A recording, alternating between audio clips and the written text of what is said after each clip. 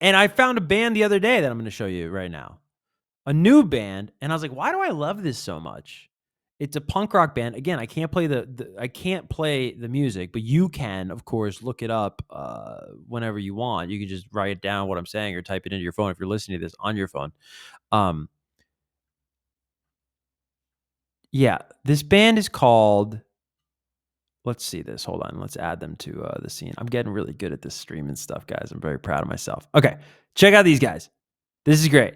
So their name is Fun While It Lasted SC _SC. So I don't know if that means they're from Southern California or probably South Carolina, I'd imagine.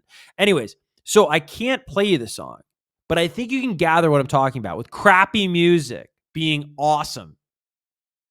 These guys, I don't think they would be offended, are not going to be confused with Adele or Beyonce or Teddy Swims from a vocal standpoint.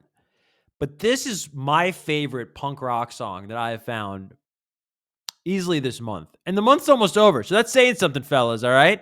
In all of May, this is my favorite punk rock song. Fun While It Lasted, which is also, I love phrases. This is what makes a really great punk band, pop punk band specifically. If your name is a phrase, like Games We Play, if you're familiar with Games We Play, awesome. One of the best pop punk acts right now. Games We Play, it's a phrase. All Time Low, phrase.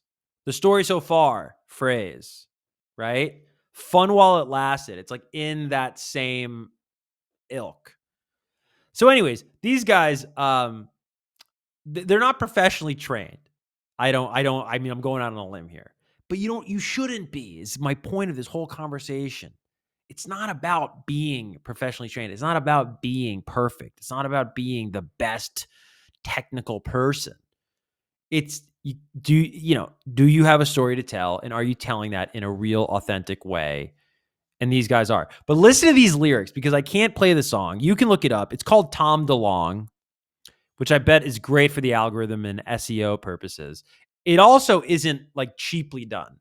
Some people do this where they name a song like something and you're just like, oh, you did that to like hack the search, dude. This is perfect. They don't even get to the Tom DeLonge part until the hook, and it's like the last word of the hook. It is not a song about Tom DeLonge. It is a song about this guy's disposition and wanting to sort of get out of the frustrating disposition, which is what every great punk song is really about. So here, I'm going to try to do this justice. And if you're watching us or watching the video, you can see what we're looking at here. It's on their Instagram. Again, Fun While It Lasted _SC. But listen to these lyrics. The lyrics are, even if that old bitch had it coming, because she called me fat. Already I'm in. I'm like, what? Wait, hold on a second. Hold on. You're fighting with a woman who's older than you, enough for you to call her old. So she's much older than you. You're very angry at this woman because she called you fat. Now you're calling her a bitch. I'm in. I want to know what's going on. And sometimes songwriting is kind of like that. If you think about it, it's like lyrics should be something where if you heard somebody say that at a restaurant behind you, you'd turn around. Does that make sense? Like if I saw an older fat woman fighting with a teenage punk rocker in a parking lot, I would stop my cart and take my phone out for sure. And then I would begin filming for sure. And then I would watch. I need a fucking hit of my vape before I kick my dog in the face. Because I got the eviction notice. It came in the mail today. I guess you can't chase someone's grandma with a bat. That is, dude. I guess you can't chase someone's grandma with a bat is the only thing I need to know about this band. They rule. What is the next line? Even if that old bitch had it coming. Oh, I guess he's there. Here it goes again. Because she called me fat. That's it. Okay, that's all. That's all the clip was. That rules. That rules. And that is so much better.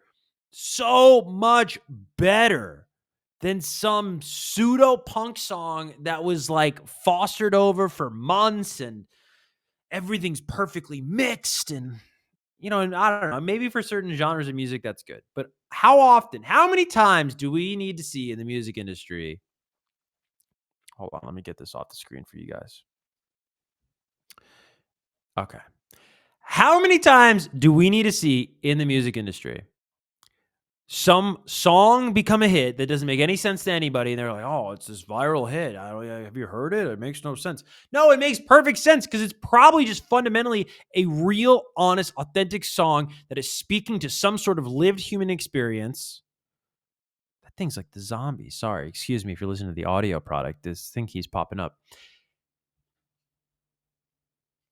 And it's connecting with people, and it has nothing to do with who produced it. It has nothing to do with who wrote it. It has nothing to do with the bells, the whistles. Dude, it's just like people relate to it in a deep, meaningful way, and then they want to stream it over and over again in today's landscape, and that's why it becomes a hit. So anyways, if you like music, think about this next time you listen to music, right? Think about, why do I like that song? Why do I like this song? And I bet you it's not like I love the production. I don't think it's gonna be. Anyways, I miss crappy music. That's what that was all about.